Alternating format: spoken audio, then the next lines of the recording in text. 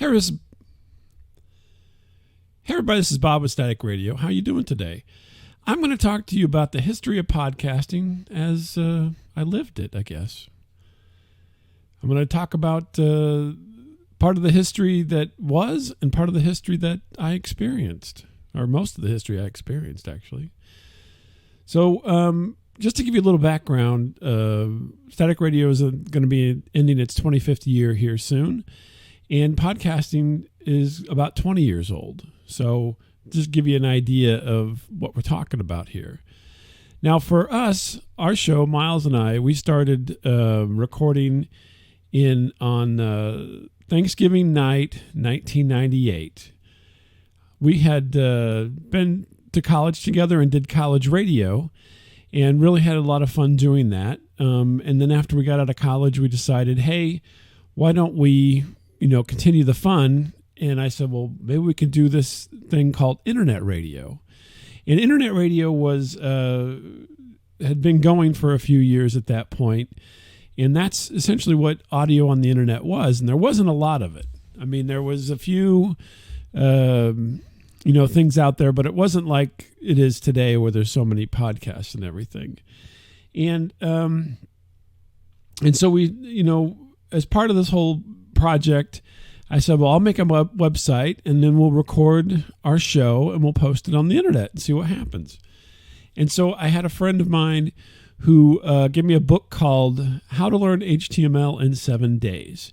And so with that book, over the course of 7 days, I was able to put together a website. And between Thanksgiving and the New Year, Static Radio essentially was born. So we did our first show on Thanksgiving, and on January 1st, we were posting things to the internet and decided to do that on a weekly basis.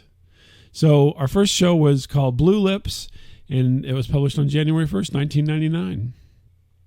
Now, the interesting thing is that also that first year we did our first video, which again, video for the internet was not a big thing at that point. This is way before YouTube and so forth. And Miles had went to a tattoo festival in his town and shot a bunch of footage, and I edited it together, and we had our first video posted on our website as well that year. Tattoo festival. I think it was the first annual tattoo festival for that area. The other first for 1999 was we had our first guest. And it was at the end of 1999, it may have been in early 2000, but it was John Hargrave. Now, John Hargrave, if you search him out, now he is a cryptocurrency expert and talks about Bitcoin and all kinds of good stuff. But at that time, he was the host of Computer Stew, which was one of the shows online that I watched. And it was I think it was a daily show, video show that he did. It's kind of like a video blog before there was even video blogs, but it was a show that he did as part of his work at Ziff Davis Publishing. And John was a fantastic first guest, and I've touched base with him over the years since then. And not too long ago, I talked to him about the history of podcasting and media on the web. For another project that I was doing. But you can go look them up and get all kinds of financial advice nowadays. So the interesting thing is we were creating media for the internet, and another little video project we did that year was called Free Parking, and it was about how people get attached to their parking space. But it was a comedy video, and that, along with the show, caught the attention of people at now.com. Now.com was a online publishing website that was brand new at that point in time in 2000. And they contacted me to be interviewed for an article for their new service. They're defunct now, but the fun thing was, all the way back then in the year 2000, we had already reached beyond the borders and were doing press for the British online folks. It was really kind of mind-blowing, to be honest with you. I got up, I think it was 3 or 4 in the morning, in order to facilitate the morning or the afternoon for them. I can't remember. But anyway, I ended up getting up at 3 or 4 in the morning to do this phone interview with this person to talk about how to put media, how independent people can put media on the internet. And it was really quite a fascinating and fun adventure. That same year, Miles and I both got invited as part of a streamingmedia.com, which was another online magazine, roundtable to talk about doing audio on the internet. And it just so happens that we were on with Peter Rothman, who was the CTO of a thing called Live365.com. Now, people might not remember Live365, but it was it was like you do your own radio station, right? So this was kind of, I would think it was the pinnacle of internet radio. Now, we weren't a part of it. We didn't do any Live365 stuff, but a lot of people did back then. And so basically you would get your own website with streaming audio, and you could do your own radio station on Live365. And at the time, Miles and I were very young, and we probably weren't very kind to Mr. Rothman. And I know a vague recollection that I'm like, why would people want to pay you when they could just get a website and do it themselves? And so I wasn't very gracious as a guest, but it was part of a roundtable discussion, and they were looking for stuff like that to happen, I think. So, but in hindsight, at the time, I didn't think much of it. But in hindsight, it's like, wow, we were involved with these people who were actually, movers and shakers in the industry as it was at that time. So, like I said, you think about this and you're like, oh my gosh, well, I was talking to these people who have been instrumental in shaping things as we go along. Now, our first celebrity interview was a cable host named Martin Sargent. And Martin hosted a show on Tech TV called Unscrewed. And I loved Tech TV, and Tech TV was a fantastic place to learn about all kinds of technology and so forth. Now, Martin kind of fit the motif of our show because we've always been a comedy show. We just tell stories and strange stories and funny stories. That's things that happen to us, and so it fit right into the thing that we were trying to do. But the fact that he was from Tech TV, which I was a big fan of for all their shows, not just that, was great. Why Martin decided to talk to us is, I don't know. We were not anybody, and here he was, though on cable, he was a cable celebrity. But he was kind enough and gracious enough to give us that interview, and you can still listen to it today out on our website. Now, this brings us up to 2004, and we're getting very close to the birth of podcasting as we know it. Now, I was listening to Adam Curry, who did a show called The Daily Source Code.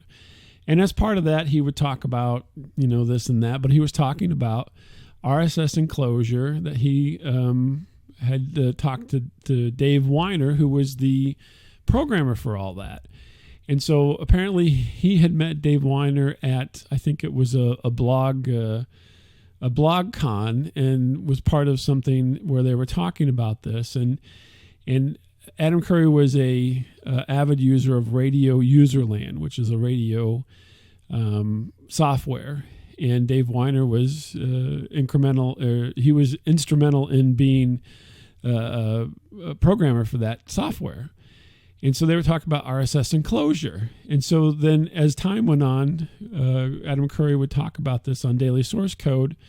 And I was very, curious about this whole idea.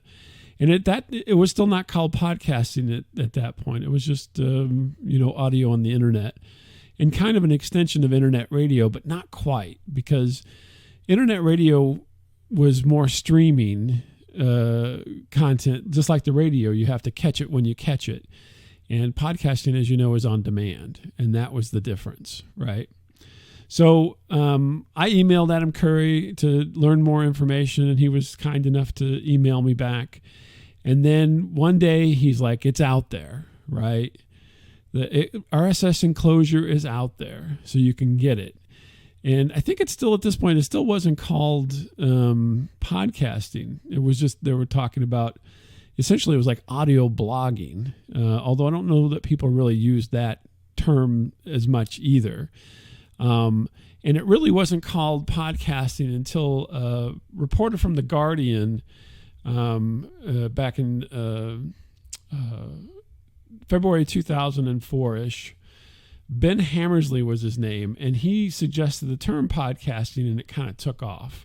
And so people, picked that up. Now, the funny thing is that Leo Laporte, again, another celebrity from Tech TV days, he was calling it netcasting, and he called it netcasting for quite a long time. The irony about the netcasting is that whenever RSS hit the wild, I went and stole Leo Laporte's RSS feed in order to give us at Static Radio RSS. So I, kind of took it apart and looked and see how it worked, and then put it back together for us at Static Radio. So Leo Laporte, even though he didn't want to call it podcasting initially, I wanted to call it netcasting. He was instrumental in Static Radio getting into podcasting, as it were. And our first podcast was called Crap Scene. The first one that went on the RSS was called Crap Scene Investigation on 9/30/2004. So that it took a little time, right? So from February for that article all the way to September, when it kind of was, proliferating itself across the web for people to actually use and everything. Now, during that time, Adam Curry had a list of everybody who was utilizing this, new technology, RSS. And we were on that list. And I always say that we were within the first 50 podcasts, because he had a list and he went into the hundreds before he kind of stopped it. But I have a friend, Frank Nora, with the overnightscape.com. And he says he's in the first 30, but he stole his RSS from me, and I stole it from Leo. So apparently we're in the first 30 podcasts, if Frank is correct. So there was this listing that Adam Curry created of podcasts. And eventually the irony of all of that is that whenever Apple decided to come out with podcasting in iTunes, they basically took Adam Curry's list and put it right onto iTunes, along with a few other things like from NPR or what have you. And so we were part of the first podcast on iTunes. It was ourselves and Leo Laporte's This Week in Tech, Soccer Girl, Keith and the Girl, were the ones I can remember off the top of my head here, that all were the first ones on iTunes. I found out because one of our listeners had sent me an email and said, "Did you know that you are listed on iTunes?" And I had no idea. Apple never contacted us. We never contacted Apple. And the next thing you know, here we are on iTunes. And go figure. That's just kind of how it happened. And now I assumed that it was Curry's list at the time when I looked over iTunes, but I never did find out for sure. But he did an interview with Joe Rogan a few years ago, and he did confirm. He said, yes, the list that he was maintaining was a list that one of the lists that Apple drew from in order to put the first shows into iTunes podcasts. Now, you may or may not know that then Adam Curry basically in October of 2004, created a company called Podshow. So Podshow was a lot of the early podcasters were in Podshow. And then in 2005, he changed the name from Podshow to Mevio. I'm not sure exactly what the thought was on that, but obviously there was a lot of pod things happening after all this kind of broke, and I think they just wanted to have the name be more like media, since they were doing audio and video at that point rather than just audio. And actually, Static Radio was on Mevio for at least a year or so. We affiliated with Mevio and did things with Mevio under a non-exclusive contract. So we were still independently doing our own stuff, but we would also post on Mevio as part of that. And back then in 2005, you have to remember that this is when, nobody knew what a podcast was. This was all very niche. This was all very independent. Even though you had people such as Leo Laporte and Adam Curry involved with it, they were celebrities, cable celebrities or whatever you want to call them, but they did not, they weren't active at that point in that regard. So they had been celebrities on cable. So Adam Curry obviously was a VJ on MTV for a period of time in the late 80s into the early 90s and so forth. But at this point, he was doing technology stuff. He was not in the media at that point. And Leo Laporte was a big part of Tech TV. I loved to watch him on Call for Help and Screensavers.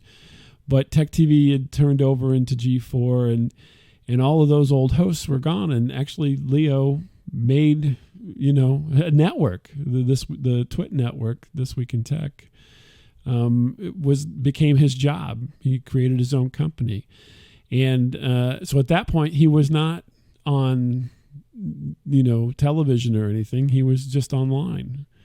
And so it was truly, even though they had some mainstream media backgrounds, it was truly an independent movement with a lot of independent people in it. There wasn't a lot of, there wasn't really any name people doing anything in this space back in those days.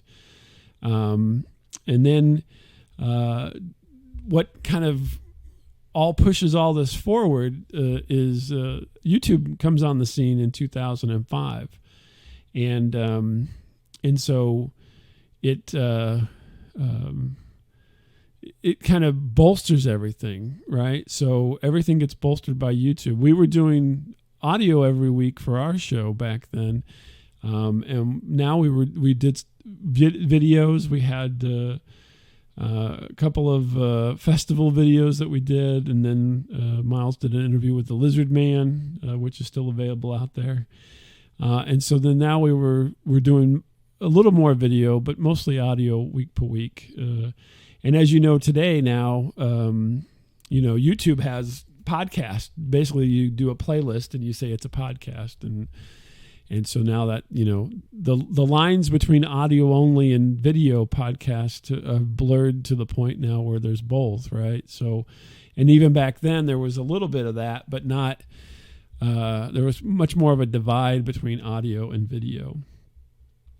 And so, yeah, it's a very interesting time. So basically, from 2004 now, so we've got 20 years of podcasting. So you've got the 2004 was when it was brought into existence, and now we are 20 years later. And so, since this is International Podcasting Day, we should probably talk a little bit about the future. So there you have kind of my brief history of podcasting and kind of what I went through.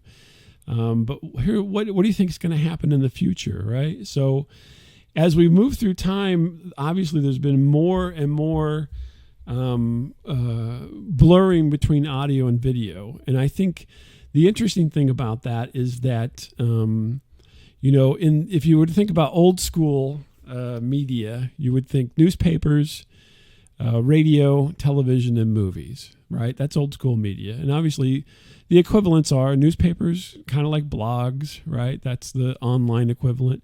Podcasting, kind of like radio. And then, but television and movies are like YouTube, right? So YouTube streaming. So, but now we have, even through this time period, we have more kind of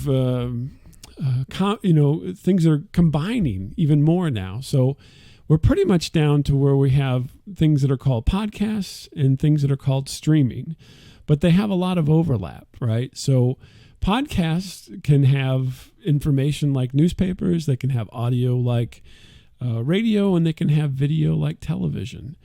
They're not so much in the movie realm where they have a set 90-minute, 2-hour running time that tells a story or of some sort or whatever, but mostly the television, like episodic television or documentary or news or what have you. So it's really interesting how we're melding all of those things together to be basically two things. Podcasting and streaming is what's really come out of everything through all this time. And streaming is more television and movie style, right? So episodic or a set format like 90 minutes to 2 hours. And podcasting seems to cover, the other parts. So I think as we go forward, it's all going to meld into one thing, right? So whether it'll be called podcasting or something else is anybody's guess. But I think what's going to happen is we're just going to have media, and it'll come up with a new name, and we'll start using that new name. But it is quite interesting to see all the changes and the fact that it's been 20 years. I don't know that people really think as they jump into this nowadays that they think how much history is there with podcasting. I think they think, well, because we kind of had three different surges in podcasting. Obviously, the first surge was in 2004 when it was coined and invented. And then the second surge was around 2011 when you had, all the NPR shows and you started getting corporations and celebrities involved in podcasting. And then I think the biggest push and the most massive push has been since 2020. The pandemic brought so many people to the table to join in on this podcasting that it's exploded. And now people know the word podcasting. They know what it is. It's not a niche area. It's not a niche market. It's not solely the realm of independence. But it's come into its own, if you want to say that. And that's really what's so interesting about all this through time is to think that these ideas would, percolate for so long and then explode into this massive area of media to where the point where, going forward, people don't, look at the old media anymore. They're only looking at the new media. So they're looking to podcasts and they're looking to streaming to satisfy all of their, media requirements, as it were. But there still is a certain amount of independence to all of it. And having, the International Podcasting Day and the things that Jeff Ravella is doing with Paduti and bringing programming that is independent and is entertaining and is just fun to be with is amazing.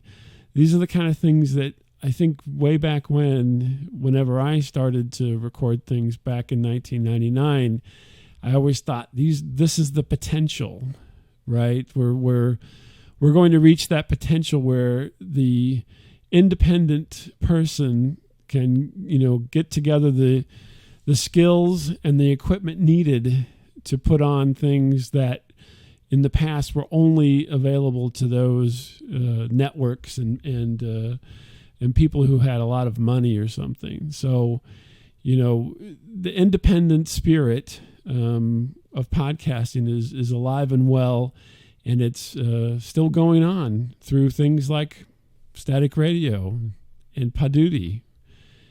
So we're happy to be part of it. We're happy that people are here. And hopefully at some point in time, you can stop by and take a listen to some of the shows. You can always go back and listen to the oldest shows back in 1999, the early 2000s, and see how it evolved through all these years.